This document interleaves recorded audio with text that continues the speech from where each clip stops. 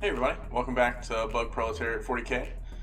So the first video I posted, well, I guess the second video, going over the Nexus, is getting a lot of views, and that's awesome. I really appreciate everybody for clicking on the video and listening to my ideas on why I think the Nexus is really the best support character in the GSC Codex. Again, if you have any questions, feel free to comment on the Facebook page or write on the comments of the video. So this week's video is going to focus more on strategy for the army as a whole. Genestealer cults are extremely fragile, and I know that when I first started playing the new codex, and the old codex also, that was my main drawback, or my main problem I was having, winning games, scoring points. Obviously our army is amazing at holding, getting secondary points, anything from behind enemy lines, retrieve knockman data. Everything's so easy if it's action based or doing things around the table. And then we also, with the buff to mental interrogation, we have a really strong secondary game, probably the best in any army in the game. But the issue I had was holding primary, especially against my regular practice opponents, Tau, Guard, who were really just Indrakari, who could just shoot me off of primary objectives to the point where I was holding one or holding none in some cases. So I really had to hone my army list around how do I hold these primary objectives to score points to win, because it's almost impossible. I think Goonhammer did a good article a couple weeks ago about the win percentage for people if they score more primary points. They win it was something crazy 80 or 90% of the time, as opposed to somebody if you score more secondary points, you win way less. And basically they found you have to win the primary game or at least tie it to have a real chance to win. And since that's the area that our army is weakest in, I thought I'd make this video for some of the tricks that I learned to stick on those primary points. So let's switch over to our cool little slide I made for this week on how to hold primary objectives with GSC. So in every mission, most missions are hold 2, hold 3, hold 2 for that 8 points, and hold more. So really your goal should be to hold 2 throughout your opponent's turn.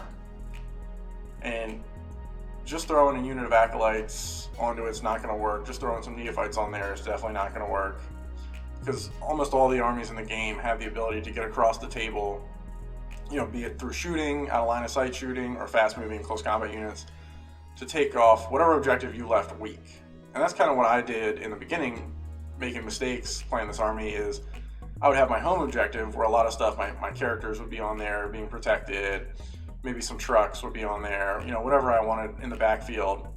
It wasn't really moving forward, but was still holding and screening out my backfield.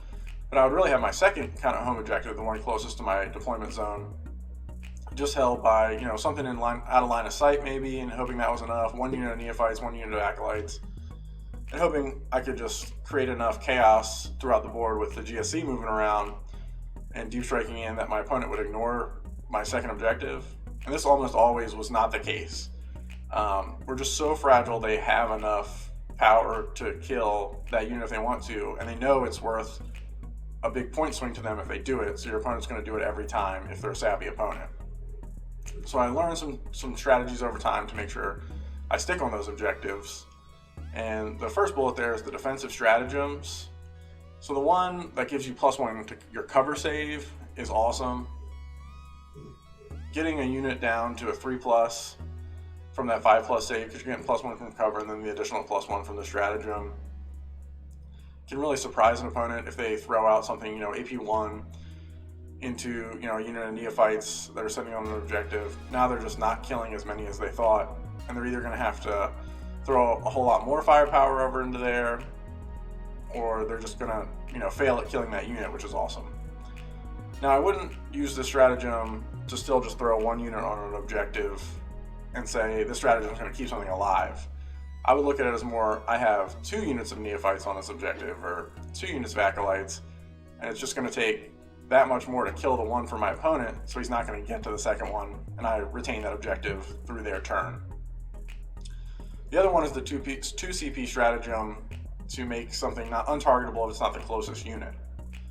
This can be a little tricky to use since you have to spend the 2 CP at the beginning of your opponent's shooting phase, and it's going to let your opponent understand that their target priority needs to change if they want to target that unit. If they have a lot of out of line of sight shooting, or if even the unit's out in the open and there's just some trucks or something in front of it, now they have to kill the trucks first.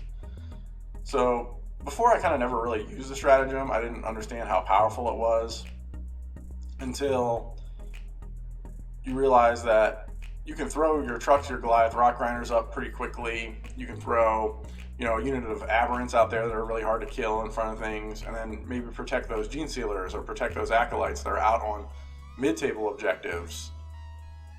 And your opponent knows, well, I have to kill everything that's in front of this unit, or that unit of acolytes, unit of Genestealers is fast enough, because with the advance and charge, it can get into my lines and get to places I really don't want them, because with the acolytes, they're OPSEC, maybe you can wrap things. So that's going to take a lot of pressure off your backfield objectives. So then I'm going to move on to the defensive cult creeds. As you guys know, I like to play a lot of Pauper Princes, although I'm going to probably spice it up and play some Bladed Cog here in the next coming weeks. The defensive cult creeds, for Pauper Princes anyway, I look at it as my 5++ relic, really making the use out of that to enhance the defensibility of the Genestealer cult units. Although I would say after many games with Pauper Princes, that's not something you can rely on. You still have to do all these other things that I'm going to talk about to hold primary. It just gives you a little boost. Same thing with the Bladed Cog. 6+ invulnerable is awesome. Just making yourself 16% more durable with your entire army, because now trucks and everything get it. The cult creeds is great. But again, that's not going to get you through for holding an objective. But Bladed Cog does have the other added benefits of the psychic power of +1 save against damage 1 weapons. So pairing that with the stratagem of +1 save, you can get regular acolytes down to a 2+ save against damage 1 weapons. And that's really what your opponent's going to really want to be shooting into them, which is awesome. Bladed Cog also can give you the 5+ invulnerable save. Man, I forgot what an invulnerable save was called for a second, but the invulnerable save for pre-game CP spending. Again, I wouldn't put this on a thing like a big unit of acolytes or whatever. Just Pauper Princes already does it, and I've seen that if your opponent wants to kill 15 acolytes with a 5+ invulnerable save, they'll kill 15 acolytes. But a unit of aberrants with a 5+ invulnerable save, -1 damage, toughness 5, 3 wounds, and with the biophagus that you're definitely going to take, 5+ field of pain. Now you're looking at a unit that is extremely hard to remove from the table, and that can absolutely stick on objectives. The only downside is they don't have OPSEC. So there's also, I haven't played with this creed at all, the Rusted Claw for the ignoring AP -1 and -2. I just think Rusted Claw gives up so much other stuff. I know some people have liked it because of the psychic power with AP for shotguns and auto guns, which is pretty cool. I just haven't experimented with it yet. So I mean, if you're a big Rusted Claw person, feel free to comment down below and let me know how you think that ignoring AP1 and AP2 has helped defensively in the meta of Tau, smart missile systems, and airburst fragmentation grenades, and the Custodes. I think a lot of their stuff is higher than AP2, but I think some of them, maybe their melee is higher. So I don't know. I've never played the Rusted Claw, so just let me know. So I guess we'll move on to another big thing that I started throwing into my list is Goliath trucks and rock grinders. Actually, I already played with the trucks, but the rock grinders with little 5-man units of acolytes who are OPSEC. The rock grinder is already tough to kill because it has the -1 damage. It's really deceptively tough to kill. So your opponent's going to put some stuff into it. Hopefully it's already charged and done its melee and shot its seismic cannon and stuff, so you get some value out of it. And then when your opponent kills it, you can hop out with a 5-man OPSEC unit. So just make sure these trucks are out on objective somewhere, even on your back objectives. If it's the first couple turns, is fine. And when your opponent kills it, you just want to make sure there's space for all 5 of those acolytes to hop out onto an objective. And this can steal objectives from your opponent that they're not really looking to have stolen because they didn't really plan for your OPSEC to hop out on an objective. It can make sure that your acolytes hop out. Maybe if you park the truck right next to obscuring terrain, those acolytes can hop out inside of the trains. Now they can't be seen, but they're still on an objective. There's just a lot of jank, we'll call it, I guess you can do with this. And the army that's best known for this is Dark Eldar with their Raiders and their Cavalry Warriors. So just think of it like that.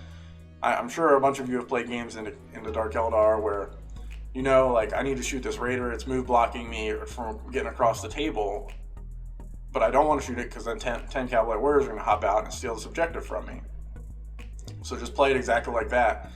And trucks and Goliath rock gunners can be a really, really, really important strategic tool in your army, as well as a damage dealing tool.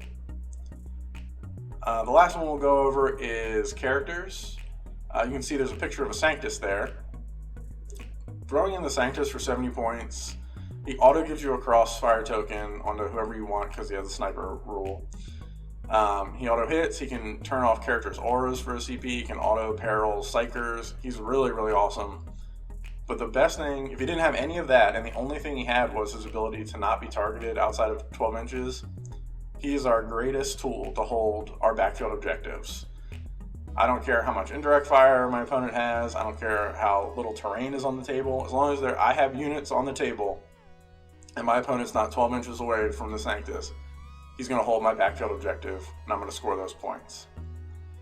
So maybe you put the Sanctus on, you know, not your main objective that you're going to try and hold the whole game with your other characters, but that secondary objective that I talked about in the beginning of the video that can sometimes be hard to hold. He just has to sit there and shoot all game, and if you think he is the reason you score 8 instead of 4 on the primary all game, I'll pay 70 points for that all day long. Some other characters, you can mess around with putting characters behind trucks, hiding them better. Characters are a great way to hold as long as your opponent doesn't have any indirect. I've definitely run into that where I didn't screen characters enough and I thought they would be enough to hold an objective, and my opponent just completely ignored the stuff I had out in front, screened them well with guardsmen or whatever else, and then shot the truck that I had screening my characters, and then used the rest of their indirects to kill characters on an objective. So always be cognizant of that. Hopefully some of this will help some of the newer GSC players out there, or even some more of the veteran GSC players out there, hold more of those primary objectives and win more games coming up in the future here. For me in the future, I'm going to be playing April 9th is my next tournament. The Battle to End Alzheimer's at Tables and Towers in Westminster, Maryland is a charity event. It's a GT 2-day, I think 5 rounds. I think there's an AOS event there as well now. So we'll see how it goes. I'm going to practice around with Bladed Cog here in the next few weeks to see if I like that better than the Pauper Princes. The Pauper Princes has definitely been fun, but it's absolutely a hard army to play because it's basically all close combat. And if you don't make charges, if you don't position correctly, the army's so fragile, as I talked about in the main part of this video, it can be easy to lose those primary points and for your opponent to pull away, and so you can't catch up. And it's really been a game that I've played of managing my resources of my army throughout the game to make sure, I mean, most games I have nothing left on the table, and I just, can I score points before I get tabled? So I want to see maybe a different playstyle of having a little tougher units on the table. Can that survive through this Tau shooting meta and this Custodes just being good at everything meta? So we'll see. The next event after that is going to be the Maryland Open in June, which the dates got moved to June 17th, 18th, and 19th. It's an 8-round. They're looking to make it a giant major event. So if you're anywhere near Maryland on the East Coast, in the US, definitely check it out and sign up. I have a link below with the correct dates and now the correct sign up for it. And then if you guys want any content specifically created, again, I'm still trying to do battle reports. We'll see if I can film a game this week to put it out on the channel. But if you want any other specific unit reviews, cult reviews, content, or anything regarding Genestealer cult and shortly to be the new Tyranids, just let me know. Thanks for listening, and feel free to subscribe and like the videos if you like what I'm putting out. Good luck in your games out there, and hopefully we all can get rid of this Tau and Custodes meta and have people fearing the Genestealer cult soon.